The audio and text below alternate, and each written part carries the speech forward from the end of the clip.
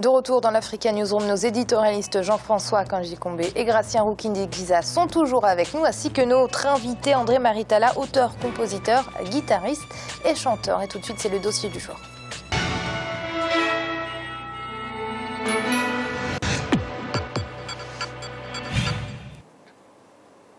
Ils sont artistes, musiciens, peintres ou encore comédiens. Le milieu artistique est un véritable lieu d'expression pour de nombreuses personnes présentant un handicap, malvoyants ou non-voyants, handicapés moteurs, autistes. Comment vivent-ils leur passion?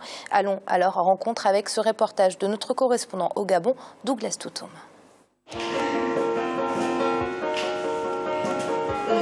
Le handicap est une réalité en Afrique. L'ONU estime à 80 millions le nombre total de personnes handicapées sur le continent.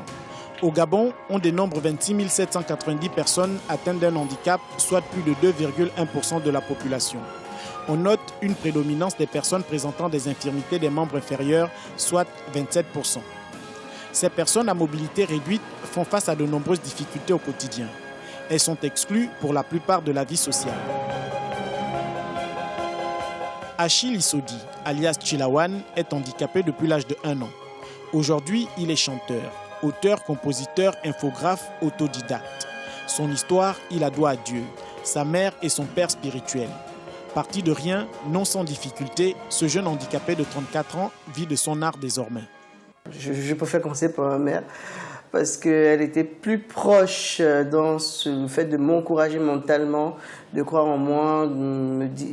Elle a toujours su que le handicap n'était pas un problème pour vivre, mais que le problème psychologique était plus difficile. Parce qu'il y a des gens qui ne sont pas handicapés, qui ont du mal à gagner leur vie sur Terre.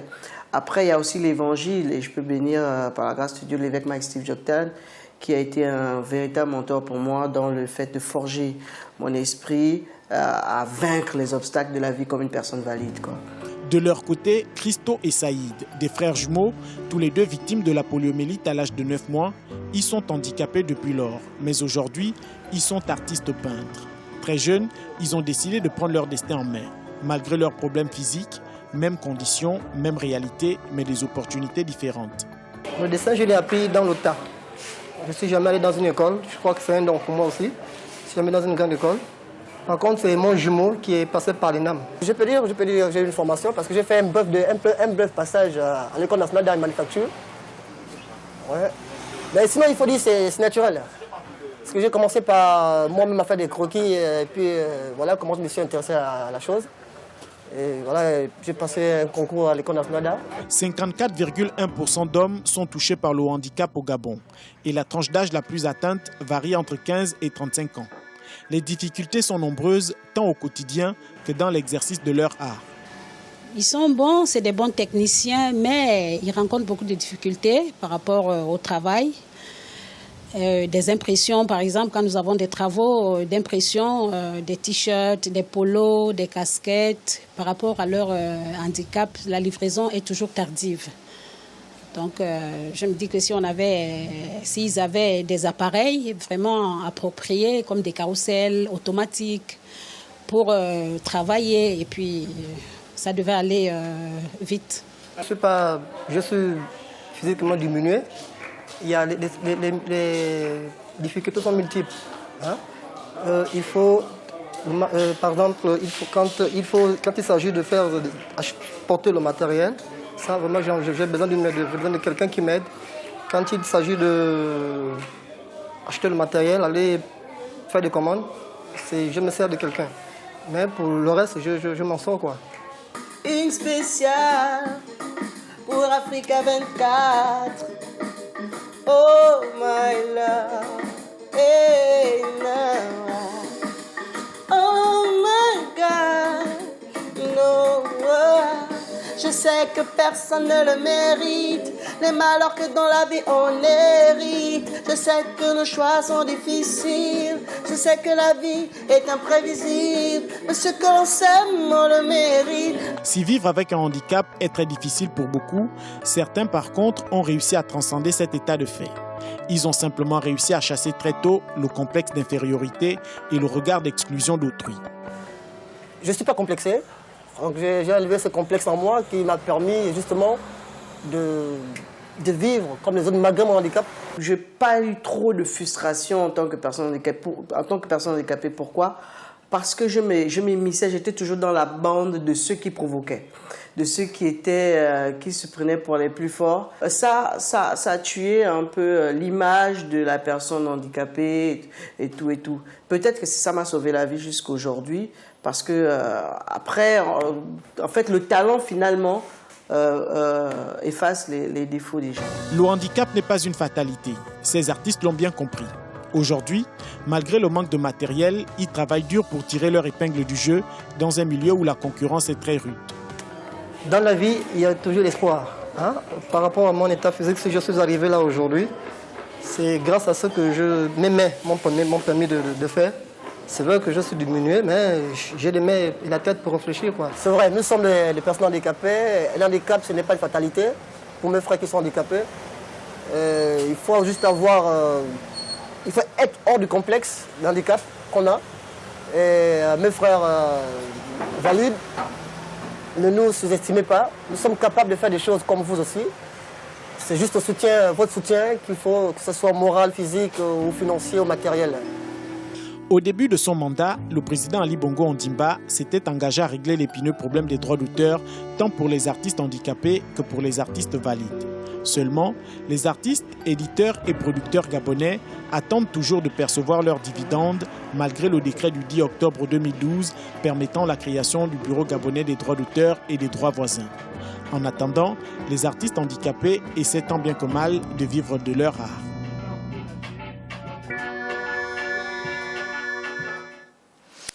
André-Marie Talla, vous serez à l'Olympia de Paris le 17 mai pour célébrer vos 45 ans de carrière musicale. La preuve que présenter un handicap est loin d'être une fatalité.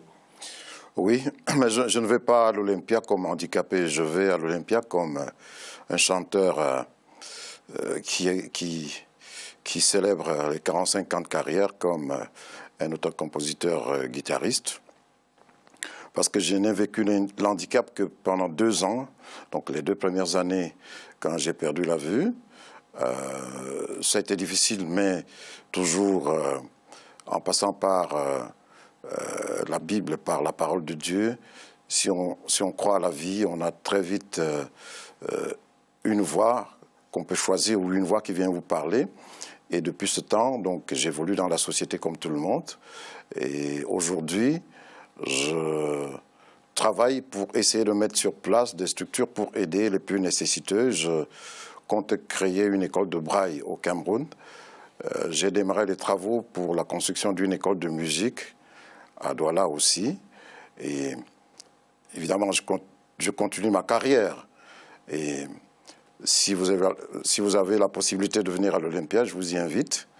Et vous verrez bien que le travail que je fais est un travail riche, est un travail sérieux et que l'handicap n'a rien à voir avec. Alors, justement, André-Marie Talla, vous êtes un artiste connu et reconnu au Cameroun, mais même au-delà du Cameroun, après 45 ans de carrière, est-ce qu'on vous considère aujourd'hui comme un artiste à part entière? Et est-ce que, j'ai envie de reprendre les propos de cet artiste qu'on a entendu dans le reportage, est-ce que vous estimez que le talent a chassé votre handicap? Je vous ai dit que je ne suis plus au stade de l'handicap. Ce sont les autres qui peuvent percevoir. Mais je ne crois pas que les yeux soient quelque chose qui garantit quoi que ce soit, parce que les yeux distraient aussi. Il faut savoir que ceux qui voient par leur cœur ont une vraie vision, ont une position, parfois une analyse juste des faits qui vivent comme les autres. Et c'est très compliqué peut-être d'expliquer, mais à partir du moment où je travaille comme les autres, que je joue de la guitare et non du piano comme la plupart des non-voyants qu'on a vus aux États-Unis ou en Europe, je ne vois pas en quoi on peut penser que je suis dans ce milieu comme handicapé. Non, je suis dans ce milieu comme guitariste, comme un homme qui travaille, qui écrit des chansons, qui interprète et qui travaille pour sa place. Je ne suis pas seulement connu en Afrique, je suis connu dans le monde, puisque James Brown a plagié l'un de mes titres. Et entre autres, j'ai gagné le procès. Le texte de Je vais à un de Kiff, l'un de mes titres les plus connus, figure dans un livre de terminale en France. On enseigne dans les dom-toms et dans certains départements de France. Donc, je pense que le choix qu'ils ont fait, ce n'était pas le choix d'une chanson de quelqu'un handicapé, c'était le choix d'un chanteur à part entière. D'un chanteur, tout court. Alors, Monsieur Talla, je voulais revenir justement sur les structures que vous êtes en train de mettre sur pied au Cameroun. Est-ce que vous ne regrettez pas un peu que les États africains, et même au-delà, dans le monde entier, ne prennent pas assez en compte la situation des handicapés? Évidemment. Par mon travail, je voyage beaucoup et je me rends compte qu'en Suisse, qu'en Allemagne,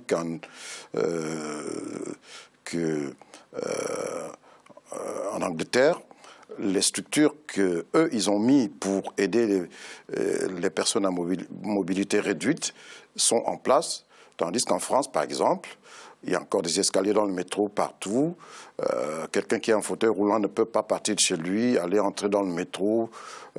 Il y a des escaliers roulants, certes, quelquefois, mais très souvent, on croise des escaliers et ces personnes ont des difficultés. Tous les ascenseurs n'ont pas la synthèse vocale pour toujours signaler à un malvoyant, à un non-voyant qu'on est sur tel ou tel étage, et encore moins en Afrique où il faut pousser les autorités, il faut pousser les différents gouvernements à intégrer le fait qu'être handicap, on ne choisit pas.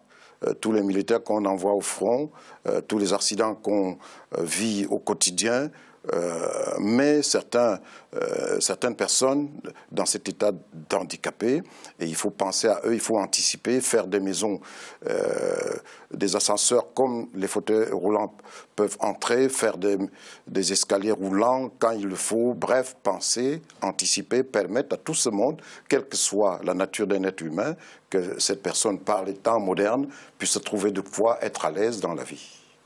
Alors, Jean-François, comme l'a souligné de façon pertinente Monsieur Talla, c'est vrai que les autorités de nos États africains anticipent assez mal la situation des personnes présentant un handicap. J'aurais bien continué à écouter M. Talla, et c'est un moment d'une très grande intensité pour moi, et surtout tout à l'heure. Mais vous avez raison, et M. Talla a raison, il y a deux choses, me semble-t-il, qui n'ont rien à voir avec l'état d'esprit des personnes handicapées, qui n'a rien à voir avec les capacités des personnes qui ont un handicap, c'est changer l'œil de la société, le regard de la société, et changer les politiques publiques. Et il me semble que pour changer le regard de la société, ça va prendre du temps.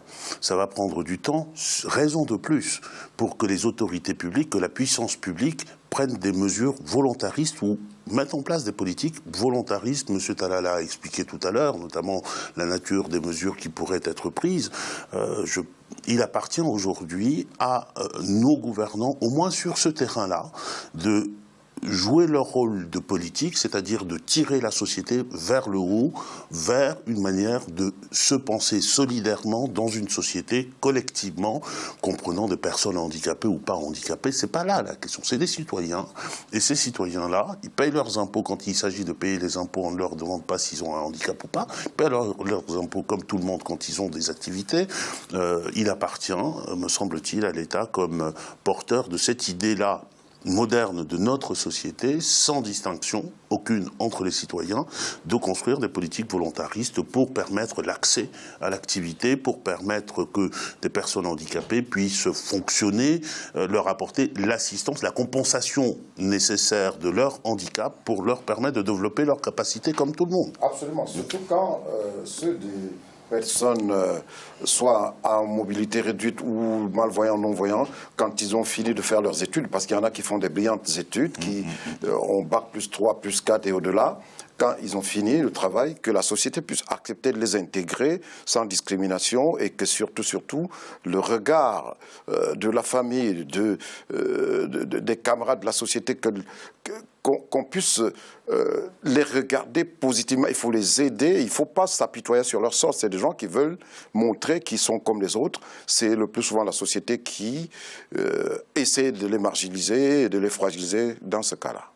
Oui, Gratien, peut-être rebondir sur les propos de Jean-François et de Monsieur Talla concernant cette carence dans les politiques publiques de nos États africains.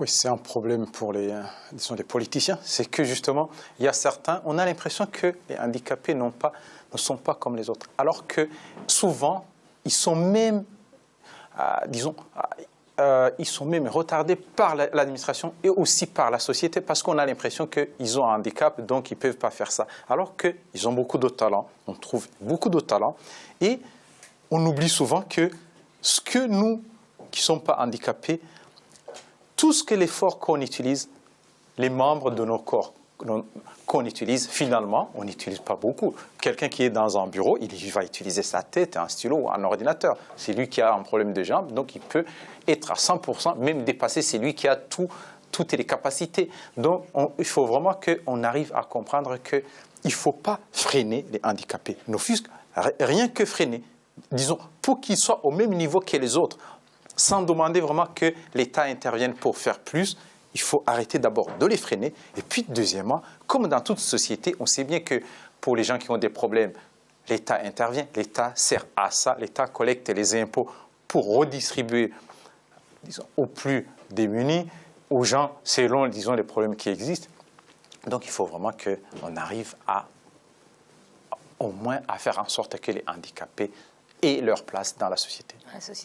Alors, Monsieur Talla, je vous ai laissé quelques minutes pour vous préparer. Comme vous pouvez le voir, Monsieur Talla a pris sa guitare. Il va nous chanter un morceau. Je vous laisse donc le micro et la guitare, Monsieur Talla. Je vais essayer de chanter N'Djamena, qui fait partie de mes titres connus, pour inviter tous les Tchadiens, tous les Africains, à l'Olympia le 17 mai, et vous aussi, vous sur le plateau et tous ceux qui nous suivent.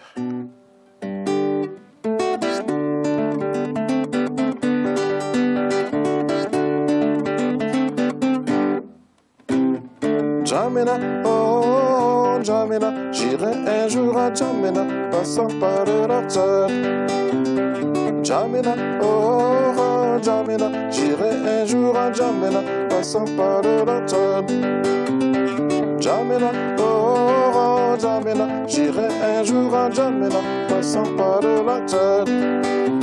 N'Djamena, oh N'Djamena, j'irai un jour à N'Djamena, passant par la terre. Oui, je sais, Tchad est un beau pays, et la capitale, c'est N'Djamena.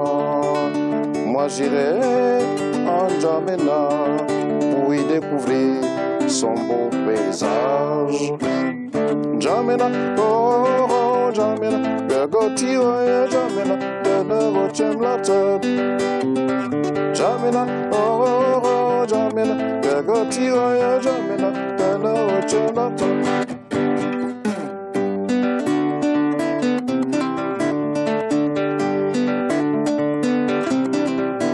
N'Djamena,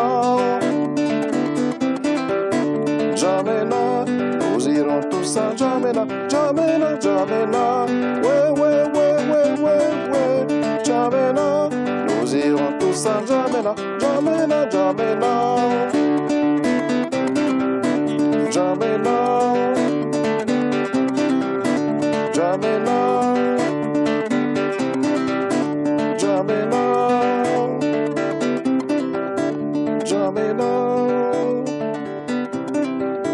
N'Djamena.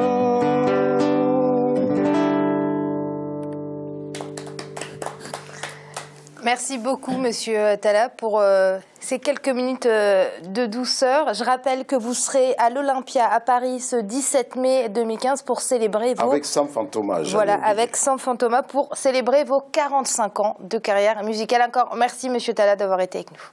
C'est moi. C'est donc l'heure de marquer une courte pause. On se retrouve très vite pour la suite de l'Africaine nous en met tout de suite.